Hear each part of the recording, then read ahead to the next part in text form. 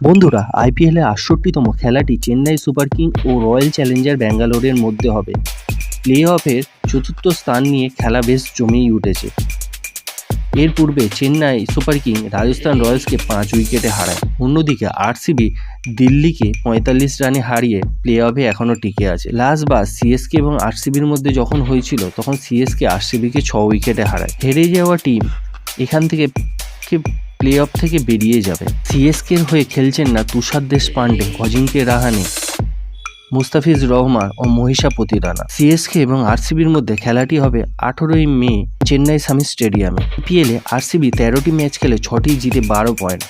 অন্যদিকে CSK 13টি match খেলে 7টি জিতে 14 পয়েন্ট। সুতরাং এই একটি ম্যাচের ওপরই প্লে অফ নির্ভর করছে।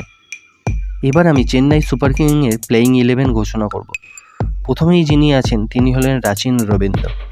দ্বিতীয় প্লেয়ার হিসাবে আছেন ঋতুরাজ গায়কোয়াড়, যিনি 13টি ম্যাচে 583 রান করেন। তৃতীয় প্লেয়ার হিসাবে আছেন ড্যারেন মিচেল, যিনি 12 ম্যাচে 314 রান করেন। চতুর্থ প্লেয়ার হিসাবে আছেন শিবম দুবে, যিনি 379 রান করেন। পঞ্চম প্লেয়ার হিসাবে আছেন মঈন আলী, যিনি 5টি ম্যাচ খেলে 128 রান করেন। ষষ্ঠ প্লেয়ার হিসাবে আছেন রবীন্দ্র জাদেজা, যিনি 225 রান করেন, সাথে 8টি উইকেটও নেন। সপ্তম প্লেয়ার হিসাবে আছেন মহেন্দ্র সিং ধোনি, যিনি 10টি ম্যাচে 136 রান করেন।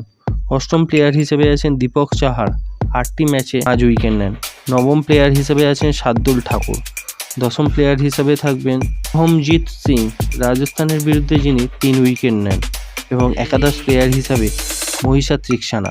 তো বন্ধুরা, আইপিএলে এই আরসিবি বনাম সিএসকের মধ্যে আপনারা কোন টিমকে সাপোর্ট করছেন এবং কোন টিম এবারে কাপ পাবে আপনি মনে করেন, দয়া করে কমেন্টে জানাবেন।